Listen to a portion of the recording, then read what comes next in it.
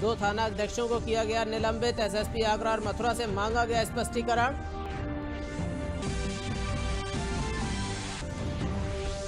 Corona संकट में केंद्र सरकार के आर्थिक पैकेज से आत्मनिर्भर भारत अभियान को मिलेगी गति। कृषि और ढांचागत परियोजनाओं को मिलेगी मजबूती।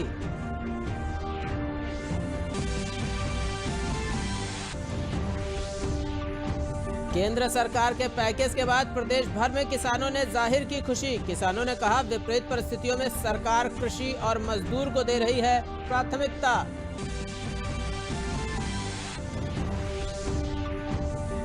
प्रदेश में स्पेशल श्रमिक ट्रेनों के माध्यम से अब तक 4 लाख से अधिक प्रवासी मजदूर आ चुके वापस। 48 स्टेशनों पर यात्रियों को लाकर भेजा जा रहा है उनके घर। नमस्कार, मैं हूं योगेश शर्मा। देखिए मेरे साथ इन समाचारों को जरा विस्तार से। यूपी के औरैया में यह हादसा उस समय हुआ जब दिल्ली की ओर से आ रहे ट्रक ने एक डीसीएम में टक्कर मार दी। डीसीएम रोककर इसमें बैठे लोग सड़क के किनारे चाय पी रहे थे। तभी प्रवासी सभी मजदूर थे और लॉकडाउन में अपने घर जा रहे थे। औरैया के सीएमओ ने बताया कि झारखंड से बिहार, झारखंड और 24 मजदूरों की सड़क हादसे में मौत हो गई। वहीं 22 घायल मजदूरों को अस्पताल में भर्ती कराया गया है और 15 मजदूर जिनकी हालत गंभीर थी उन्हें सैफई अस्पताल में रेफर किया गया है। औरैया के जिलाधिकारी अभिषेक सिंह ने जानकारी दी कि घटना सुबह के 3:30 बजे हुई, जिसमें 23 मजदूरों की मौत हो गई और 15-20 घायल हैं, जिसमें से कई बिहार के भी हैं।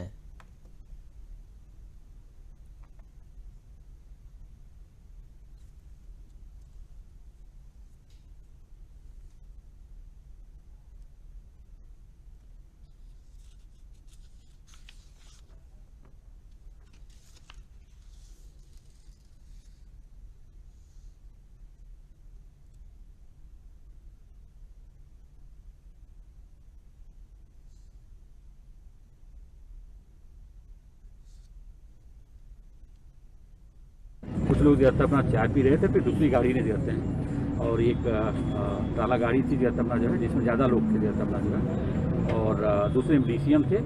ज़्यादा जो कैजुअलिटी की बात आई है तो जो टाला में लोग थे जो हैं उन्हीं में से जो हैं 24 लोग की अभी सूचना है जो अपना की उनकी जो है हुई है और लगभग 15 लोग जो हैं सैफई इटावा में जाते हैं उनको जाते हैं जो घायल हैं जाते हैं वहाँ भेजा गया।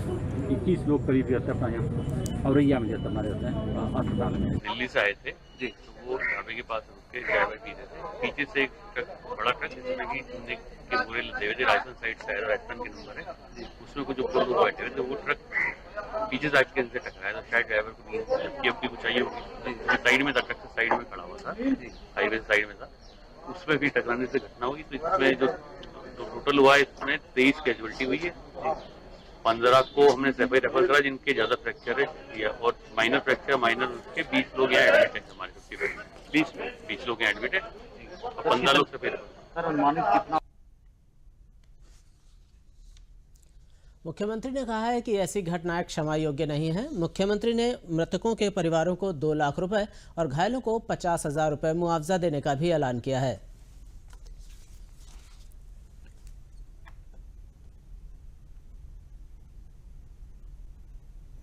देश को उभारने के लिए पूरा देश आदरणीय प्रधानमंत्री श्री नरेंद्र मोदी जी के नेतृत्व में युद्ध स्तर पर कार्य कर रहा है। उत्तर प्रदेश सरकार प्रदेश के वासियों की स्वस्थ और सुरक्षित रूप से उनकी व्यवस्था के लिए पूरी तत्पर है, लेकिन साथ ही एक बड़ी संख्या में हमारे प्रदेश के श्रमिक और कामगार देश के विभिन्न राज्यों में रह करके अपने श्रम और अपनी शक्ति के माध्यम से देश की समृद्धि में अपना योगदान दे रहे हैं। आज जब पूरा देश कोरोना संकट के कारण विपरीत परिस्थितियों का सामना कर रहा है, तो उन स्थितियों में हमारे प्रवासी कामगार और श्रमिकों के सामने भी कुछ समस्याएं हैं और वे वापस अपने घर में वापस आना चाहते हैं। हम लोगों ने देश के सभी राज्य सरकारों के साथ समन्वय स्थापित करते हुए ये प्रयास किया है कि सभी प्रवासी कामगार और श्रमिकों की सुरक्षित और सम्मानजनक वापसी उत्तर प्रदेश में हो सके। इसके लिए मैंने स्वयं भी विभिन्न राज्यों के मुख्यमंत्रियों के साथ बातचीत भी की है, पत्र भी मैंने उन्हें लिखा है और उत्तर प्रदेश सरकार की ओर से मैंने सभी राज्यों के लिए एक एक नोडल अधिकारी भी तैनात किए हैं, जो लगातार वहां की राज्य सरकारों से और राज्य सरकारों के द्वारा नामित नोडल अधिकारियों के साथ संवाद बना करके प्रवासी कामगार और श्रमिकों की समस्याओं का समाधान कर रहे हैं और फिर जहां पर आवश्यकता पड़ती है तो हम भारत सरकार की मदद से उन समस्याओं का समाधान भी निकालते हैं। पिछले 2 महीनों के दौरान उत्तर प्रदेश में 12.5 लाख से अधिक कामगार और प्रवासी श्रमिक सुरक्षित और सम्मानजनक ढंग से उनकी वापसी हुई है। बड़ी मात्रा में अभी भी प्रवासी कामगार और श्रमिक उत्तर प्रदेश में आ रहे हैं। इन सब की सुरक्षित और सम्मानजनक वापसी के लिए हम लोगों ने रेल मंत्रालय के साथ बातचीत करके स्पेशल श्रमिक एक्सप्रेस चलवाई हैं। उत्तर प्रदेश परिवहन निगम की 10,000 से अधिक बसेज उनके परिवहन के लिए पूरे प्रदेश के अंदर युद्ध स्तर पर कार्य कर रही हैं। जब राज्य सरकार और केंद्र सरकार हर एक कामगार और श्रमिक की समस्या को सहानुभूतिपूर्वक समाधान करने के लिए तत्पर है, उन्हें हर प्रकार का सहयोग और हर संभव सहायता दे रही है, उन स्थितियों में मेरी विनम्र अपील होगी अपने सभी प्रवासी कामगार और श्रमिक भाइयों बहनों से कि वे लंबी दूरी की यात्रा को पैदल न तय करें, दोपहिया वाहन से भी न चलें, 3 व्हीलर और ट्रक जैसे असुरक्षित साधनों का भी उपयोग न करें। पैदल चलने से लंबी यात्रा उनके स्वास्थ्य के लिए भी और उनकी सुरक्षा के लिए भी खतरनाक हो सकता है। जब प्रदेश सरकार आपकी इन सभी समस्याओं का समाधान करने के लिए तैयार है, हमने श्रमिक स्पेशल एक्सप्रेस गाड़ियां रेल मंत्रालय के साथ मिलकर के लगाई हैं और सुरक्षित और निःशुल्क वापसी की व्यवस्था की है। 10,000 से अधिक उत्तर प्रदेश परिवहन निगम की बसेज को इस सेवा के लिए लगाया है। तो मेरी विनम्र अपील होगी कि वे जहां हैं धैर्यपूर्वक वहां रहें, उस राज्य सरकार के नोडल अधिकारियों के संपर्क में रह करके और फिर सुरक्षित श्रमिक स्पेशल ट्रेन के माध्यम से या फिर उत्तर प्रदेश परिवहन निगम की बसेज के माध्यम से ही वे अपने गंतव्य तक आएं। उत्तर प्रदेश सरकार आपकी सुरक्षित और सम्मानजनक वापसी के लिए सारे प्रयास कर रही है। इसमें कहीं भी आपको धैर्य खोने की आवश्यकता नहीं है। यही मेरी आप सबसे अपील है। मुख्यमंत्री योगी आदित्यनाथ ने कहा कि कोई भी प्रवासी ट्रकों और पैदलों से अपने घर से न निकले, सभी के लिए व्यवस्थाएं सरकार करा रही है। मुख्यमंत्री ने कहा कि ज़्यादा से ज़्यादा बसों और ट्रेनों की व्यवस्था प्रवासी मजदूरों को लाने के लिए की गई है। कोरोना संकट से पार पाने और अर्थव्यवस्था को इस मोर्चे पर मजबूती के लिए प्रधानमंत्री नरेंद्र मोदी ने 20 लाख करोड़ रुपए के विशेष आर्थिक पैकेज की घोषणा की और आत्मनिर्भर भारत अभियान का आह्वान किया। और इसी 20 लाख करोड़ रुपए के तहत खेती किसानी को भी बड़ी सौगात दी गई, जिसमें कृषि क्षेत्र को ढांचागत मजबूत करने के साथ ही प्रशासनिक सुधार भी किए गए, क्योंकि मोदी सरकार का विश्वास है कि किसान कल्याण से ही भारत का कल्याण। किसान सशक्त तो देश आत्मनिर्भर। प्रधानमंत्री नरेंद्र मोदी द्वारा घोषित किए गए 20 लाख करोड़ रुपए के आर्थिक पैकेज की तीसरी किश्त का कृषि, मत्स्य पालन और इनसे जुड़ी गतिविधियों पर ध्यान केंद्रित था। वित्त मंत्री निर्मला सीतारमण ने दिल्ली में एक संवाददाता सम्मेलन में इसका पूरा ब्यौरा दिया।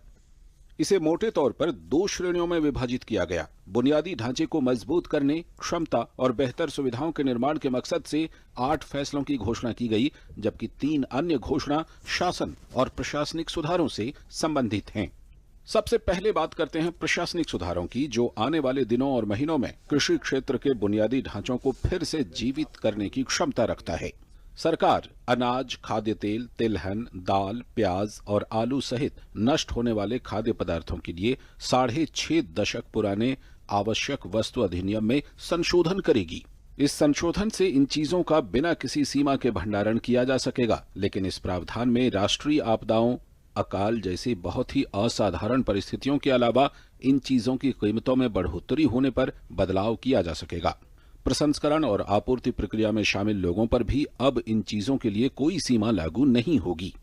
When in 1955 it was passed, and subsequently also we had lived in days of shortages. Now what is happening is farmers are producing, there's abundance of crop. This abundance of crop sometimes also leads to issues because they would want to export. We don't permit them to export because we want to be sure that India prices don't go up. And because of a flip-flop, sometimes farmers don't get the benefit, some other times the consumers suffer. So this Essential Commodities Act requires an amendment.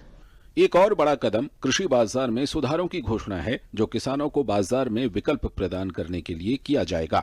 अभी किसान मंडियों के licence धारकों को ही अपना सामान बेचने के लिए बाध्य हैं। At the moment, you know that he sells his produce only to licensees, holders of license, and this restriction has been one of the reasons why he is not able to find a fair price. Why should only farmers be restricted in selling his produce to only some licensees and not be open to sell it to whoever he wants to sell?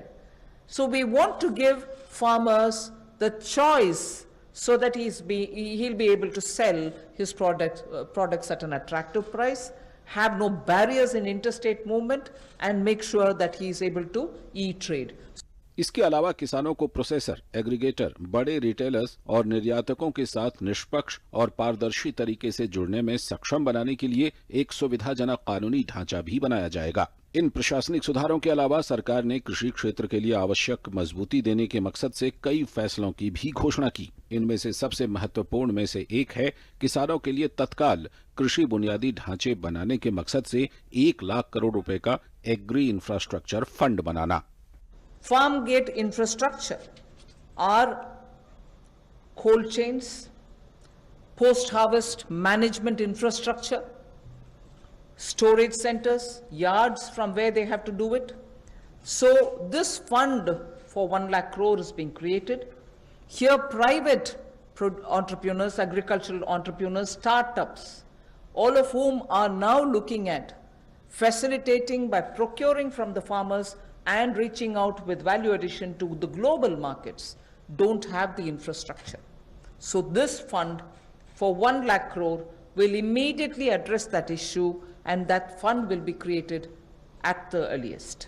साथ ही उत्पादन और भंडारण के लिए किसानों को सहायता देने की जरूरत पर ध्यान देते हुए ऑपरेशन ग्रीन्स में टमाटर, प्याज और आलू के अलावा अब सभी फलों और सब्जियों को भी शामिल किया जाएगा।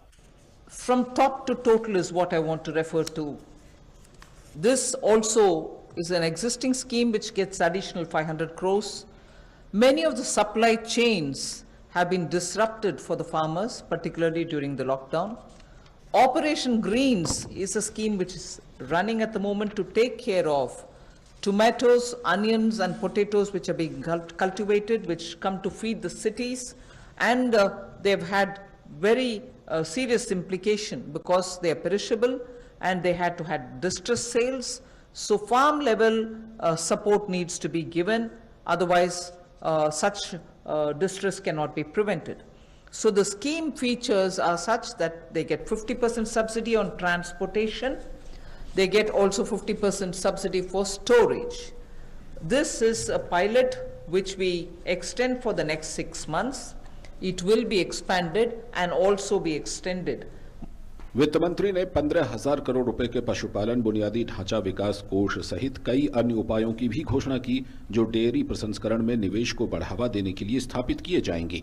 इसके अलावा माइक्रो फूड एंटरप्राइजेज के लिए 10,000 करोड़ रुपए की योजना, पैर और मुंह की बीमारी से मुकाबले के लिए सभी पशुओं का 100% टीकाकरण सुनिश्चित करने के मकसद से राशि, प्रधानमंत्री मत्स्य संपदा योजना के माध्यम से मछुआरों के लिए 20,000 करोड़ रुपए का प्रावधान, हर्बल खेती को बढ़ावा देने के लिए 4,000 करोड़ रुपए और मधुमक्खी पालकों के कल्याण के लिए 500 करोड़ रुपए की घोषणा भी की गई।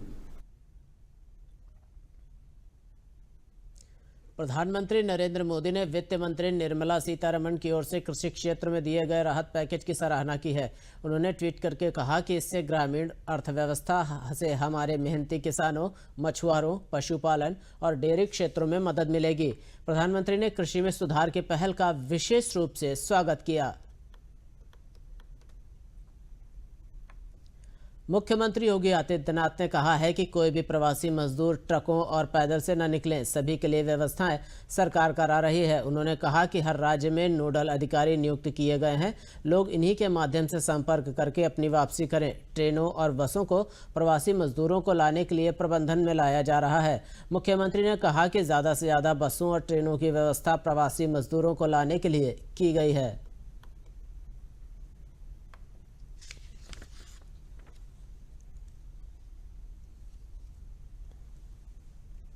जैसा माननीय प्रधानमंत्री जी ने घोषणा की थी कि लगभग 20 लाख करोड़ का कुल मिलाकर पैकेज देंगे, जो हमारी जीडीपी का 10% होगा, और लगातार 3 दिनों तक हमारी वित्त मंत्री जी ने जिस तरह की घोषणाएं की हैं, उसमें जो अर्थव्यवस्था का हर वर्ग है, किसान है, मजदूर है, और जो हमारे सूक्ष्म मध्यम और लघु उद्योग हैं, इन सब के बारे में सोचा गया है। और अभी कल जो घोषणाएं हुई हैं, विशेष करके एग्रीकल्चरल इंफ्रास्ट्रक्चर पर 1 लाख करोड़ रुपए की खर्च करने की बात कही गई है, फूड प्रोसेसिंग इंडस्ट्री पर बल देने की बात कही गई है, ताकि एक बड़ी समस्या है, जो प्रवासी मजदूर बाहर से लौटे हैं अपना काम छोड़कर, वो गाँव में वापस आए हैं, वो उनको गाँव में काम मिल सके और हमारी कृषि आधारित अर्थव्यवस्था मजबूत हो सके, ताकि इन प्रवासियों को तुरंत ही रोजगार के संकट का सामना न करना पड़ सके।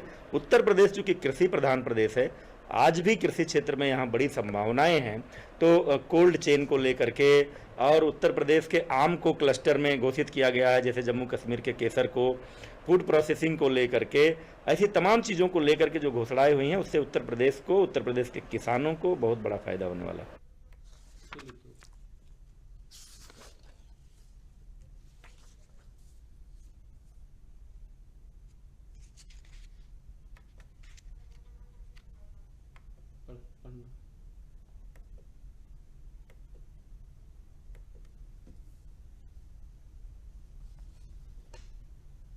सबसे पहले तो ये चिंता थी कि ये जो नया सत्र नहीं हो पा रहा है, इसकी क्षतिपूर्ति कैसे की जाए, और उसको लेकर तुरंत ही हम लोगों ने युद्ध स्तर पर तैयारी शुरू की।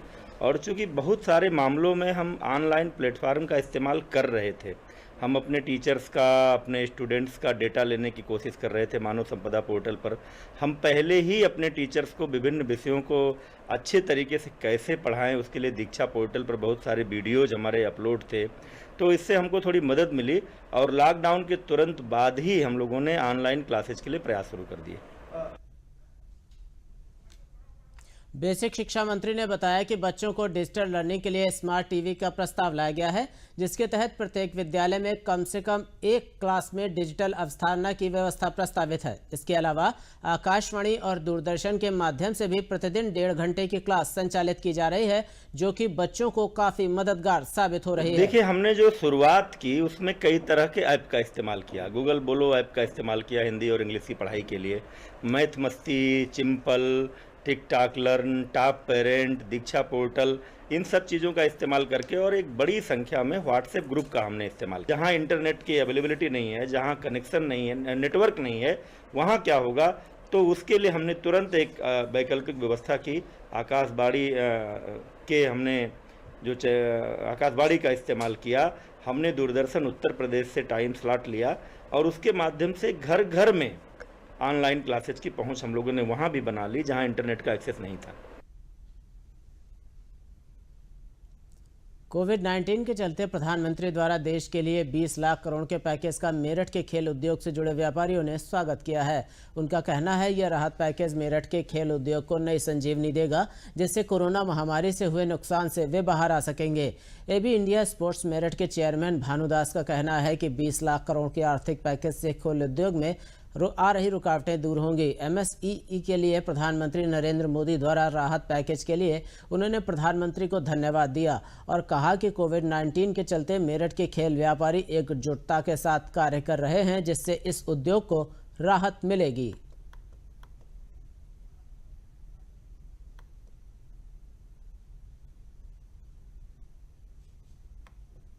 मोदी जी के द्वारा दिया गया है पैकेज कहीं ना कहीं किसी रूप में स्पोर्ट्स इंडस्ट्री को भी लाभप्रद होगा। इसमें सबसे बड़ा जो प्लस पॉइंट है वो इतना जरूर है कि लेबर के लिए और श्रमिक और मालिक दोनों का जो हिस्सा है पीएफ के लिए वो सरकार के द्वारा वहन किया जाएगा। पहला तो पॉइंट ये है जो अच्छा है। दूसरा, जो लोन दिया जाएगा वो लोन किस्तों में धीरे धीरे उसके अभी ये तो नहीं मालूम कि कितने परसेंट पर लोन दिया जा रहा है, लेकिन हाँ इससे इस टाइम पर कुछ लोन मिलने से, टॉप ऑफ लोन बढ़ने से ये इंडस्ट्री को बेनिफिट जरूर होगा और इंडस्ट्री अपने को इस बुरे वक्त से बाहर निकलने में उसके लिए मदद होगी। मैं अपने माननीय नरेंद्र मोदी जी का बहुत हार्दिक धन्यवाद करता हूं, जो उन्होंने हम लोगों को एक राहत पैकेज एमएसएमई के थ्रू दिया है। हम लोग खेल उद्योग से जुड़े हुए हैं मेरठ में और साथ ही एक्सपोर्ट भी करते हैं और अभी कोविड की वजह से काफ़ी हानि सभी खेलवासियों को पहुंची है जो बनाते हैं उद्योग में। और जो 20 लाख करोड़ का पैकेज एमएसएमई के लिए नरेंद्र मोदी की सरकार की तरफ से दिया गया है, निश्चय ही वो हम लोगों के लिए बहुत कारगर साबित होगा। देश को सशक्त और आत्मनिर्भर बनाने के लिए भारत सरकार ने तीसरे बड़े राहत पैकेज का ऐलान किया है। इस राहत पैकेज में कृषि आधारित क्षेत्र और किसान को आत्मनिर्भर बनाने का एक बड़ा ऐलान किया गया है। सरकार द्वारा किसान हितों में विशेष राहत पैकेज के ऐलान के बाद बरेली के किसानों ने इसका स्वागत किया है।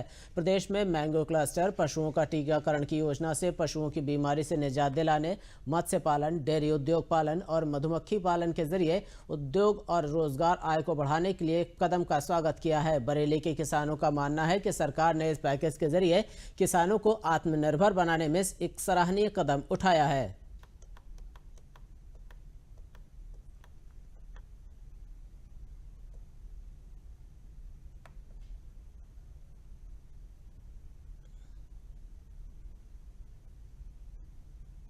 आज किसानों के लिए बहुत बड़ा फैसला आया हुआ है, जिससे कि हमारे लिए मधुमक्खी पालन और दूध डेयरी और मछली पालन के लिए हमारे हित में है और इससे हमें बहुत फ़ायदा मिलेगा। मैं किसान गांव से जुड़ा हुआ हूँ, इसलिए इस हित में मुझे बहुत अच्छा लगा और मैं मोदी जी का बहुत बहुत धन्यवाद करना चाहता हूँ।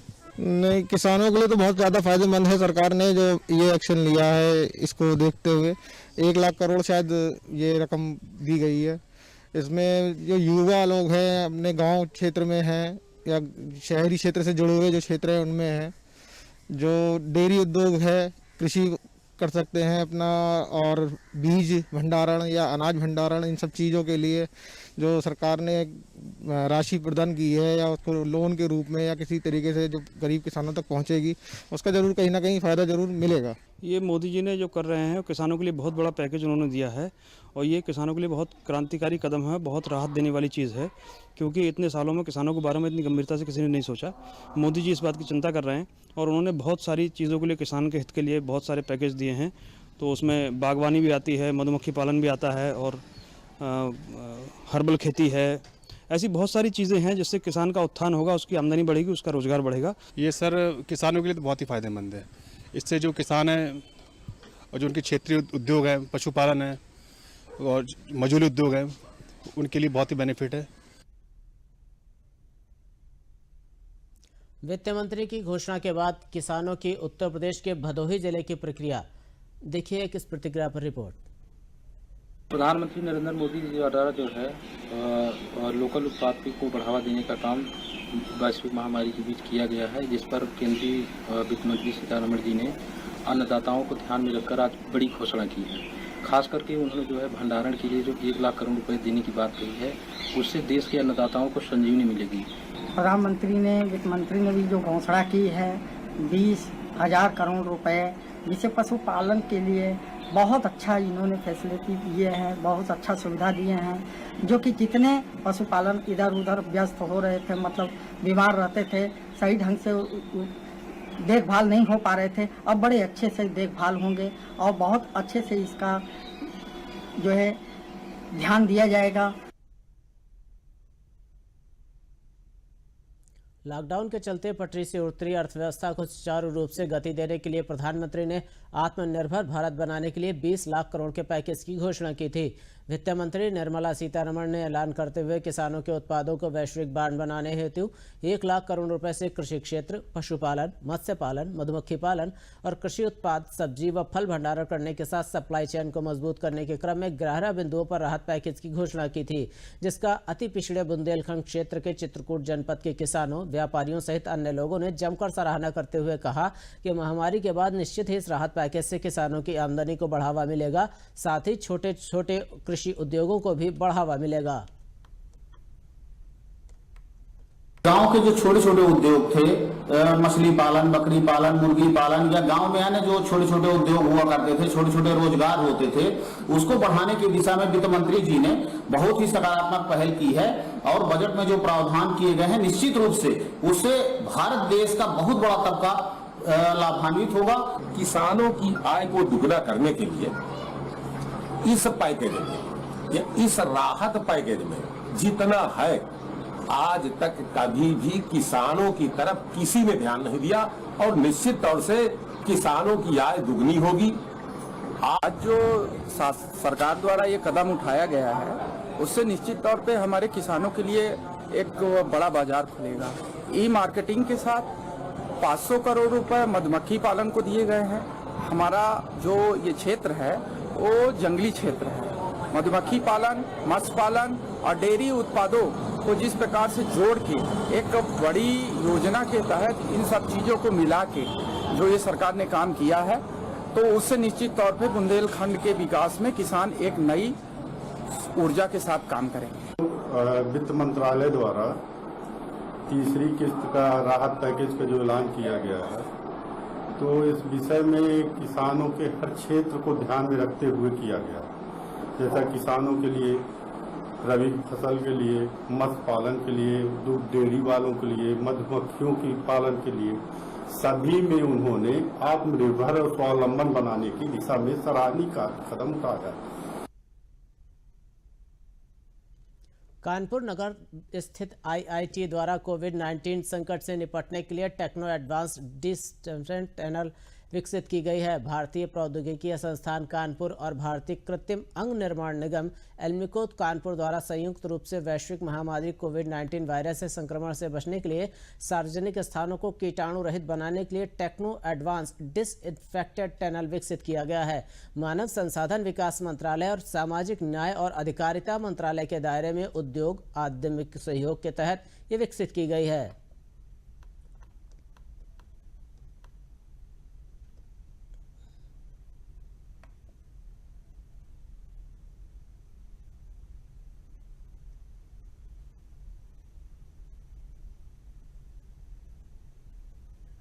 एल्मिको का विजन है कि high quality and affordable price पर बनाना और उपलब्ध कराना। यह एक जो नया हमारा आविष्कार होने जा रहा है, यह निश्चय ही हमारी इस महत्वाकांक्षा को पूर्ण करेगा और हम देश के समस्त संस्थानों में, क्षेत्रों में जहां भी आवश्यकता है, एक उच्च कोटि का डिसइंफेक्टेड टनल वो हम मुहैया करा सकेंगे। एल्मिको में पूरी तैयारी, हमारी देश भर में 5 फैक्ट्रीज हैं और हम एक साथ 5 जगहों पर इसका निर्माण करने में सक्षम हैं और जो भी मार्केट की या इंडस्ट्री की आवश्यकता होगी हम उसे समय से पूर्ण कर सकेंगे। भारतीय प्रौद्योगिकी संस्थान कानपुर ने इंडस्ट्री के साथ कोलैबोरेशन करने के लिए टेक्नो पार्क की स्थापना की है और इसी इनिशिएटिव के अंतर्गत हमने कोविड-19 के रिस्पांस में एल्मिको कानपुर के साथ मिलकर के एक डिसइंफेक्शन टनल को डिज़ाइन किया है। इसका पूरा डिज़ाइन IIT कानपुर के छात्रों ने मिलकर के टेक्नो पार्क के अंतर्गत किया है और इसका पूरा फैब्रिकेशन जो है वो एल्मिको कानपुर में किया गया है और उसके बाद सारा इंस्ट्रूमेंटेशन IIT कानपुर में ही इसका हुआ है। और ये जो टनल है ये काफ़ी इफेक्टिव टनल है, इसमें मल्टीपल ट्रीटमेंट होते हैं और हाईली ऑटोमेटेड टनल है। इसी के साथ समाचारों का बुलेटिन फिलहाल यहीं खत्म होता है। मैं आपसे चाहूँगा इजाज़त। नमस्कार।